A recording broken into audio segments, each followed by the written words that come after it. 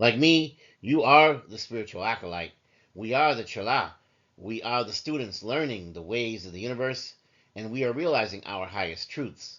There's a spirit guide here to guide us along the way, and her name is Madame Blavatsky. Why don't you sit for a spell, and I'll tell you all about her.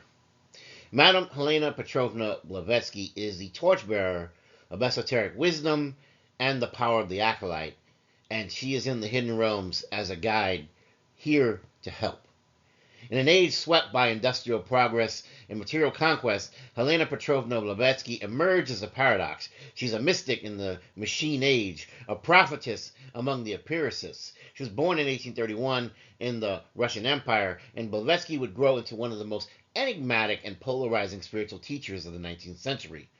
Through her writings, her travels, and the founding of the Theosophical Society, she channeled ancient wisdom from the East and the West, reviving a hunger for spiritual truth amidst the rising tide of scientific reductionism and religious orthodoxy. But beyond the books and the doctrines, Blavatsky's most enduring legacy lies in her vision of the chala, the spiritual acolyte who walks the path of self-mastery, of purification, and sacred service.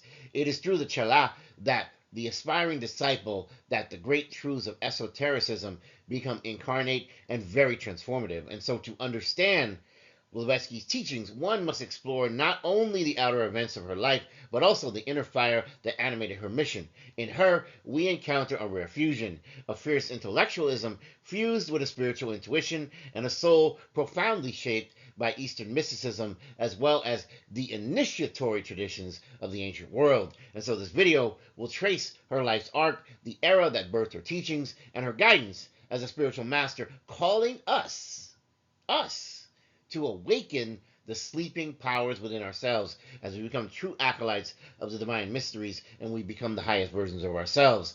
The life and times of Helena Petrovna Blavatsky. She was born on August 12, 1831 in Yekaterinoslav, which is now modern-day Ukraine, and Helena Petrovna von Hahn was destined for a life outside of the bounds of convention. From a very early age, she exhibited psychic sensitivities and a restless, questioning mind. She was the daughter of a Russian-German noble family and the granddaughter of the Princess Helene Dolgorukova, a direct descendant of the medieval rulers of the Kievan Rus. These aristocratic roots exposed her to literature, culture, and education few women of her time could claim. Her early life was marked by some tragedy, a bit of wanderlust, and as well spiritual curiosity.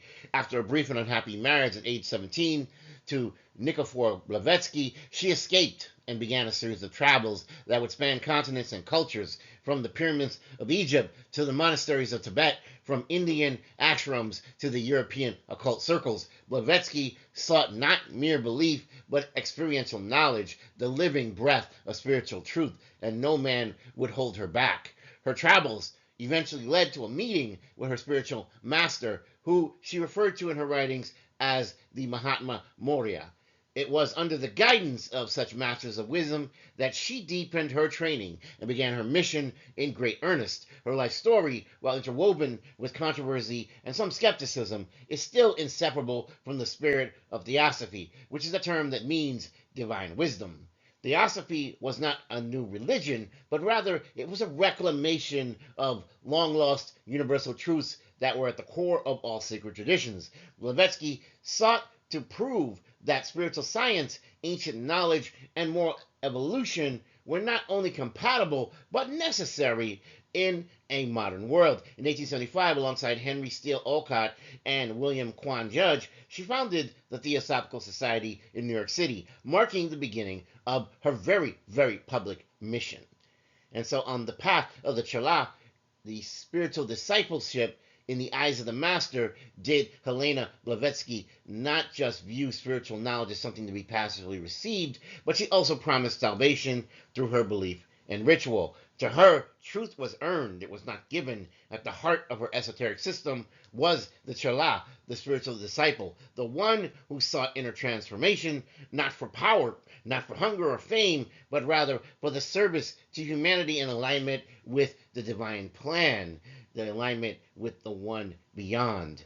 In her writings, particularly in The Secret Doctrine, The Voice of the Silence, and her commentaries on the book of Destined, Blavatsky described the requirements for becoming a true spiritual aspirant, drawing from ancient Tibetan and Indian sources, particularly Book 4 of the Kyuti, a work she claimed was part of the esoteric teachings guarded by Tibetan adepts. Blavatsky articulated a clear, demanding path. From this lineage of hidden wisdom emerged the laws of Upasana, listing the qualifications of a perfect Chala. 1 was perfect physical health, with rare exceptions. 2 was absolute mental and physical purity. 3 was unselfishness of purpose and universal compassion for all beings. 4 was truthfulness and faith in karma, independent of intercession or any external rituals. 5 was an unshakable courage, even in the face of death. 6 was an intuitive sense of being the vehicle of the divine Atman. 7 was a calm detachment from worldly illusions, paired with wisdom in navigating the visible and invisible realms. After all, attachment and detachment is at the heart of it all. These, she taught, were not optional ideals. They were spiritual necessities, and most strikingly, she insisted that the development of these traits must be achieved through the aspirant's unhelped exertions. You see, no master, no ceremony, no supernatural intervention could substitute for the Chala's own inner labor. You have to do the work. The Chala, then, is the warrior of the soul, forging themselves in the fire of truth, trial, and karmic purification. This is no path for the curious or faint-hearted. It is a path of self-discipline, silence, service, and often solitude. And it is only when the aspirant has walked this so lonely road to certain thresholds that the master may appear, not as a rescuer, but as a mirror and initiator. Probation, initiation, and the Lenu, the stages of inner ascent, may very well follow. You see, Blavatsky described the hierarchy of discipleship. Before one could become an accepted Chala, they must first endure a period of probation, during which their sincerity, their selflessness, and their resilience are being tested without guarantee of recognition or success. It is in this crucible of uncertainty and trial that the ego is stripped bare and the true inner aspirant is revealed. This is how we move from attachment to detachment. Once the probationary period is passed, the Chala may be formally accepted by a master of wisdom, entering into a sacred bond of servitude, but not quite so. It is really more like spiritual trust and alignment.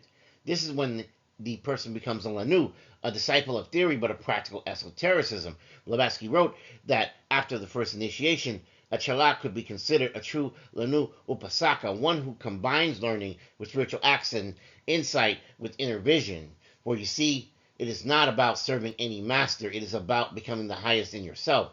And so these stages of initiations are not rituals, but they're alchemical processes that go on within, a deepening union with the higher self, the divine monad, and eventually the logos, the cosmic principle of divine will and harmony. For Blavatsky, spiritual knowledge was synonymous with transformation, and the Chala, through lifetimes of inner striving, moves from blindness to vision, from personality to soul, from ignorance to divine realization. You see, Blavatsky's era was a resounding voice of spirit in an age of materialism.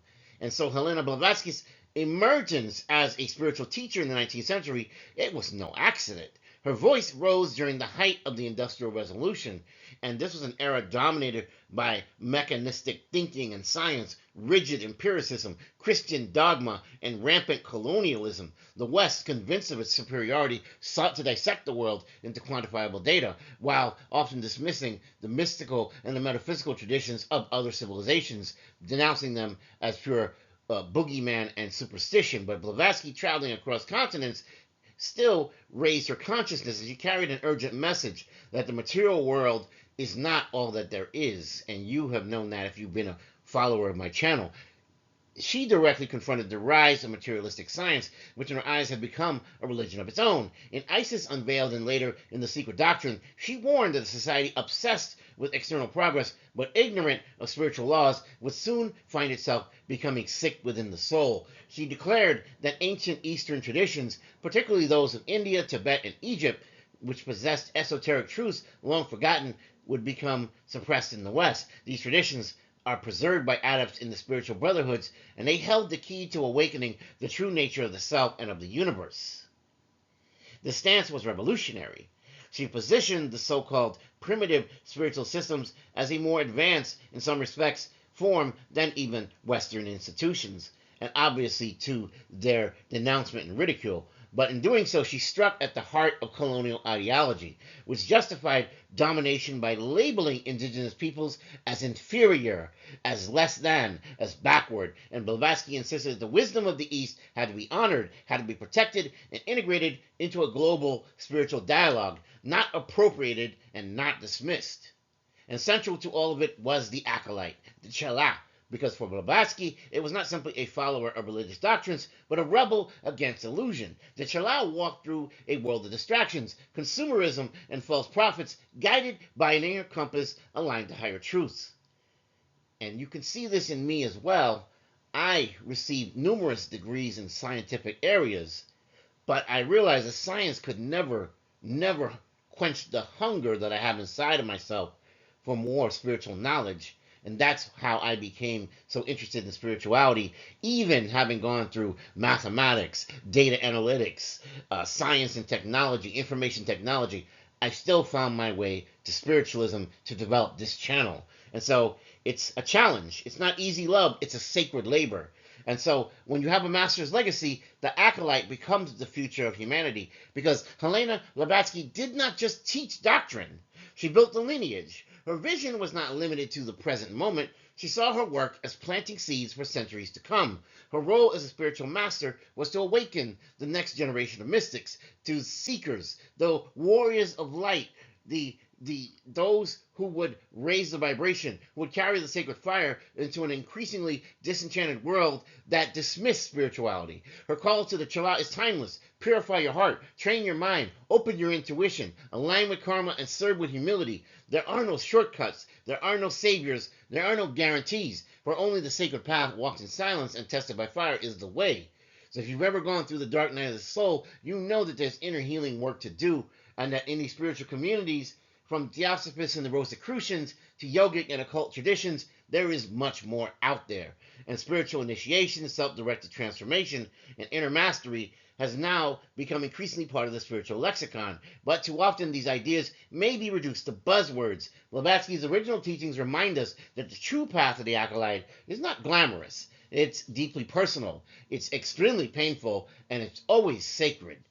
And you should not allow it to become commercialized. In a time when distraction is everywhere, when spiritual teachings are commodified and diluted, the power of the chela remains radical. It is the power of presence. It is the power of silence. It is the power of endurance. It is the strength to live by eternal laws, even when the world mocks them. It is the fire that cannot be put out and cannot be extinguished. And so in conclusion, the chela is the torchbearer of the undying flame. And Madame Blavatsky's legacy is not just written in books or carved in the annals of theosophy. It lives in every seeker, like you and me, who walk the path with devotion, with self-discipline, and unwavering truth. See, I'm not here for the likes. I'm not here to become the channel with the 1 million views. I'm here to remain a philosopher, a spiritual initiator, and one who looks to find ancient wisdom in a modern world. And her teachings remind us that to be a true acolyte is to live in constant remembrance of the soul's purpose, to purify the vessel, to awaken the divine within, and serve the greater good without expectation. You see, it's not a popularity contest. This is a world where illusion often masquerades as truth, and her call echoes still, and we walk the sacred way, trying to accommodate. For those with ears to hear and hearts to respond, the path remains open, and the fire still burns, and the master still watches. Will that master be you? Please don't forget to like, share, and subscribe for more content.